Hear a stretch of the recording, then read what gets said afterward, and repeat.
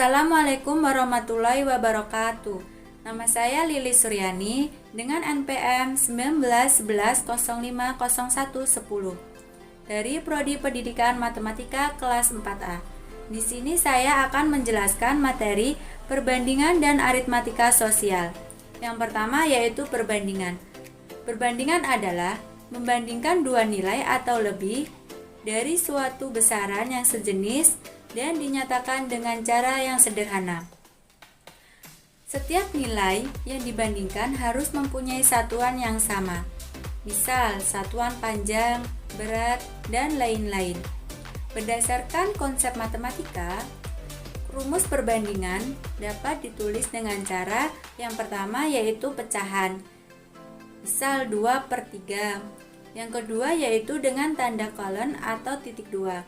Misal 1.23 atau dibaca 1/3. Kemudian syarat membentuk rumus perbandingan yang pertama, satuan harus sejenis. Misal satuan panjang, berat, waktu, dan lain-lain. Yang kedua yaitu bentuk satuan harus sama. Misal cm, kilogram, meter, dan sebagainya. Contoh perbandingan yaitu membandingkan umur, di mana umur hari 10 tahun dan umur pandu 30 tahun. Jawabannya yaitu satuannya sama yaitu tahun dan perbandingannya umur hari 10 tahun, umur pandu 30 tahun yaitu 10/30. Tidak sampai di situ saja. Kita harus menyederhanakan yaitu 10/30 itu adalah 1/3. Selanjutnya yaitu macam-macam perbandingan. Yang pertama, perbandingan senilai. Dikatakan perbandingan senilai apabila kedua sisi mempunyai nilai yang sama-sama akan bertambah atau berkurang secara bersamaan. Rumus: jika A maka P, jika B maka Q, jadi A per B sama dengan P per Q. Jika menggunakan metode silang, jika A maka P, jika B maka Q, jadi A kali Q sama dengan B kali P. Contoh soal perbandingan senilai, di mana ada sebuah mobil memerlukan 3 liter bensin untuk menempuh jarak 24 km. Berapa jarak yang ditempuh mobil jika menghabiskan 45 liter bensin? Jawabannya adalah kita membuat tabel terlebih dahulu. Bensin 3 liter, maka jaraknya 24 km. Jika 45 liter, berapa jaraknya? Belum diketahui, maka kita misalkan dengan X. Kemudian kita membuat model matematikanya. 3/45 sama dengan 24 per X. Kita kali silang, 3X sama dengan 45 kali 24. X sama dengan 45 kali 24 bagi 3, dimana 24 bagi 3 kita bisa coret sama dengan 8. Jadi X sama dengan 45 kali 8 sama dengan 360. Jadi jarak yang ditempuh untuk 45 liter bensin itu adalah 360 km. Kenapa disebut perbandingan senilai untuk soal ini? Karena semakin banyak bensin, otomatis jarak yang ditempuh semakin banyak. Oke, kemudian perbandingan berbalik nilai. Dikatakan berbanding terbalik apabila satu sisi nilai bertambah, maka nilai yang lain berkurang. Itu juga sebaliknya. Jika satu nilai berkurang, maka nilai yang lain bertambah. Rumusnya, jika A maka P, jika B maka Q, Jadi A per B sama dengan Q per P. Dapat juga menggunakan metode kali lurus. Jika A maka P, jika B maka Q. Jadi A kali P sama dengan B kali Q.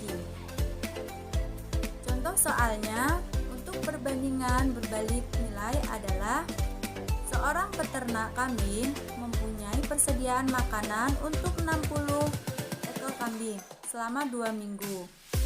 Jika peternak itu menambah 10 ekor kambing lagi, persediaan makanan itu akan habis dalam berapa hari? Oke, kita menjawab dengan menggunakan tabel. Hari 19 dan hari kedua belum diketahui, maka kita misalkan X. Kambing 60, kemudian menambah 10 lagi, jadi 70. Kita buat model matematikanya, di mana 14 per X sama dengan 70 per 60. Kita balik, karena ini adalah perbandingan senilai. Kemudian kita kali silang, di mana 14 kali 60 sama dengan 70X. Kemudian 14 kali 60 per 70 sama dengan X. Kita coret, maka menghasilkan 2 kali 6 sama dengan 12, maka X-nya 12. Jadi persediaan makanan habis dalam 12 hari untuk 70 kambing. Selanjutnya yaitu aritmatika sosial. Tahukah kamu apa itu aritmatika sosial? Mungkin namanya sedikit keren atau sedikit membingungkan. Sebelum kita lanjut lebih jauh, kalian pasti tidak asing dengan yang satu ini, bukan? Ya, betul, uang. Uang adalah alat pembayaran yang sah. Pada zaman dahulu, orang-orang melakukan sistem barter atau tukar-menukar barang. Dengan perkembangan zaman, sistem ini dianggap menyulitkan dan banyak kekurangan. Singkat cerita, muncullah uang sebagai alat pembayaran yang utama. Lalu, apa hubungannya dengan aritmatika sosial? Aritmatika sosial adalah bidang atau cabang ilmu yang mempelajari tentang matematika pada kehidupan sosial. Contohnya, kegiatan jual beli yang dilakukan di supermarket atau pasar. Jadi, uang adalah kata kunci dalam materi ini. Mengapa? Karena uang pasti diperlukan dalam kegiatan jual beli. Kemudian, dalam aritmatika sosial, saya akan menjelaskan 4 poin. Yang pertama, pembelian. Yang kedua, penjualan. Yang ketiga, untung. Dan yang keempat, rugi. Pembahasan yang pertama yaitu pembelian. Harga pembelian adalah harga suatu barang yang dibeli. Dengan rumus, harga beli sama dengan harga jual dikurang untung. Contoh soal dari harga pembelian. Ibu Sari menjual lemari dengan harga 400.000. Jika Ibu Sari memperoleh keuntungan 50.000, berapakah harga belinya? Penyelesaiannya diketahui harga jual 400.000, untung 50.000. Yang ditanya harga beli. Jawab, harga beli sama dengan harga jual dikurang untung. Sama dengan 400.000 dikurang 50.000. Sama dengan 350.000.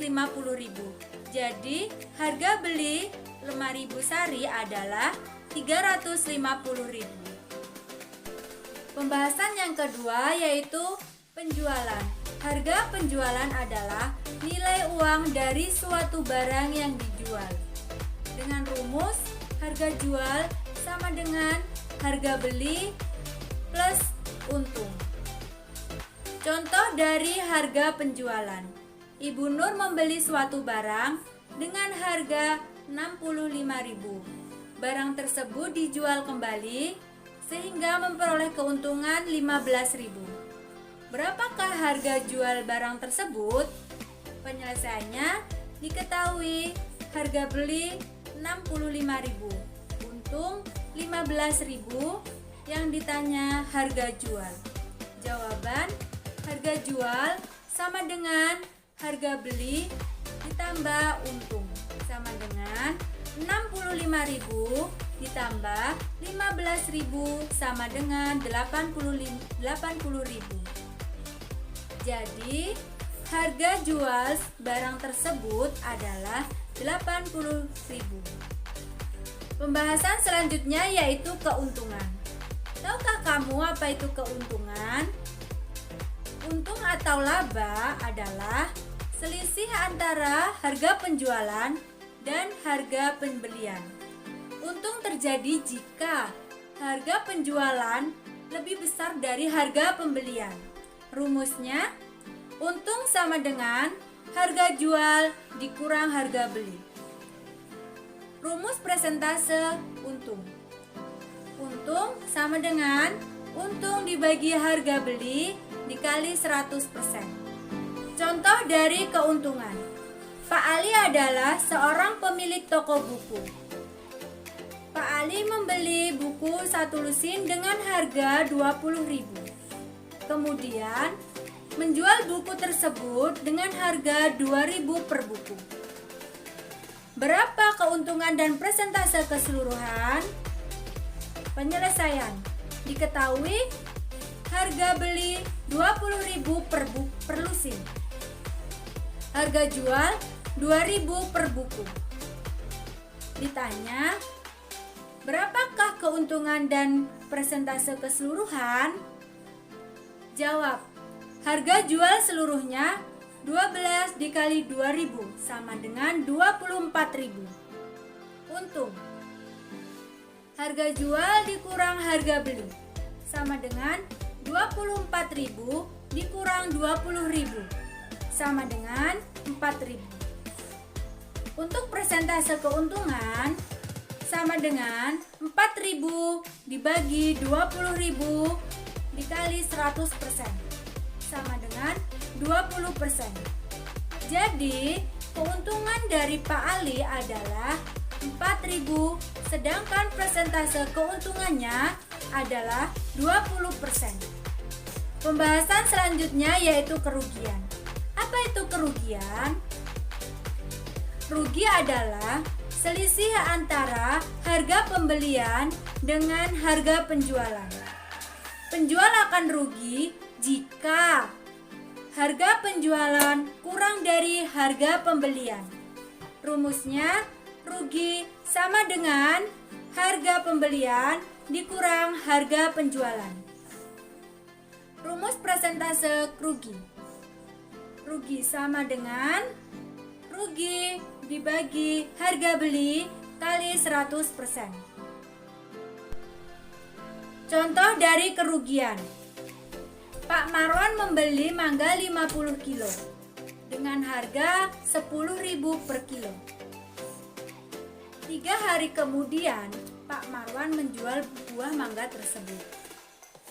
Karena harga mangga di pasaran turun menjadi 8.000 kilo. Tentukan persentase kerugian yang dialami Pak Marwan. Penyelesaiannya adalah harga beli 50 dikali 10.000 sama dengan 500.000. Harga jual 50 dikali 8.000 sama dengan 400.000. Kita mencari rugi terlebih dahulu dengan harga pembelian dikurang harga penjualan sama dengan 500.000 dikurang 400.000 sama dengan 100.000.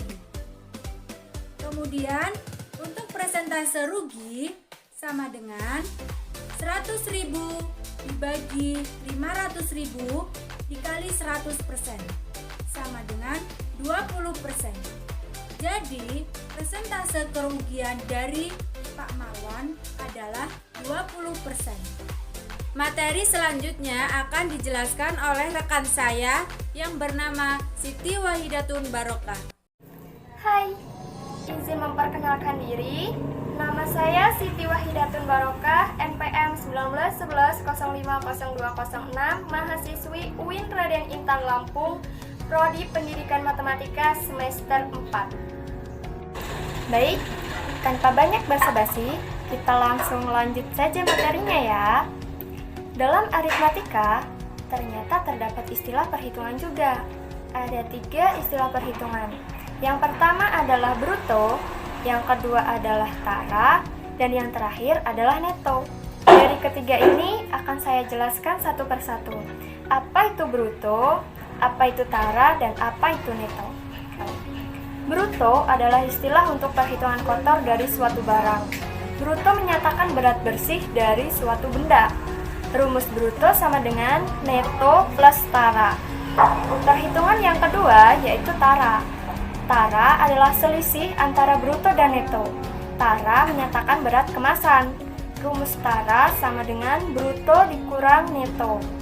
Terakhir neto. Neto adalah berat bersih suatu benda. Rumus neto sama dengan bruto dikurang tara. Dalam melakukan bisnis, hal yang paling membuat pembeli tertarik untuk mampir ke toko Anda yaitu memberi diskon. Ini merupakan salah satu strategi penjualan yang bisa dilakukan. Diskon adalah besaran potongan harga yang diberikan untuk suatu barang tertentu. Diskon juga memiliki satuan yaitu persen.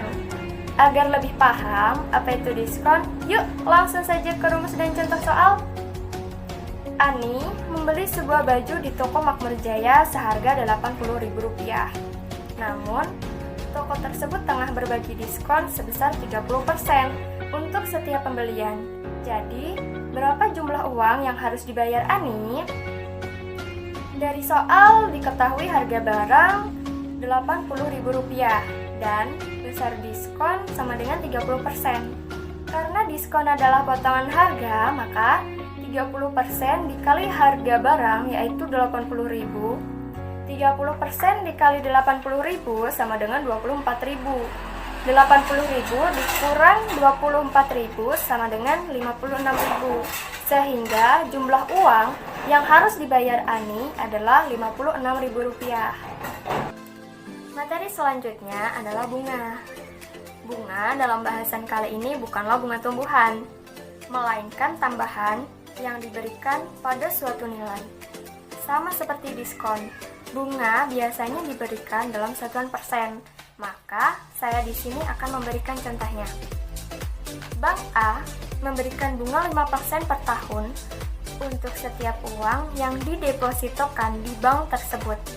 Jika Pak Adi mendepositokan uangnya sebesar Rp10 juta. Setelah 1 tahun, berapa uang Pak Adi? Dari soal diketahui besar bunga sama dengan 5% per tahun. Deposit uang sama dengan 10 juta. Karena bunga adalah tambahan, maka rumus di sini menggunakan tambah atau plus.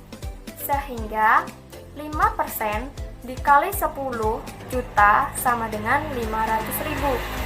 10 juta ditambah 500.000 sama dengan 10.500.000. Jadi, setelah 1 tahun, uang Pak Adi menjadi Rp10.500.000. Materi terakhir yaitu pajak. Saat berbelanja di supermarket maupun makan di restoran cepat saji, pasti akan mendapatkan struk pembayaran. Dalam struk pembayaran tersebut tertera tambahan biaya. Salah satunya pungutan pajak, yaitu pajak pertambahan nilai atau PPN. Nah, hal ini kadang membuat kita bertanya-tanya soal pungutan pajak tersebut. Apa gunanya dan bagaimana cara menghitung pajak? Pajak merupakan suatu kewajiban masyarakat untuk menyerahkan sebagian kekayaannya sesuai dengan peraturan pemerintah. Kali ini, jenis pajak yang akan kita pelajari adalah pajak penghasilan atau PPh dan pajak pertambahan nilai atau PPN. PPh merupakan pajak yang harus dibayarkan untuk seorang atau suatu badan atas penghasilan yang didapatkan selama 1 tahun pajak. Sedangkan PPN merupakan pajak yang dikenakan pada suatu barang atau jasa yang diperjualbelikan. Agar lebih paham mengenai materi pajak, yuk simak contohnya. Rima bersama Irma pergi ke sebuah restoran. Restoran tersebut mengenakan biaya PPN sebesar 10% untuk setiap makanan dan minuman yang dipesan. Jika total pesanan mereka adalah Rp385.000, maka berapakah total harga yang harus mereka bayar?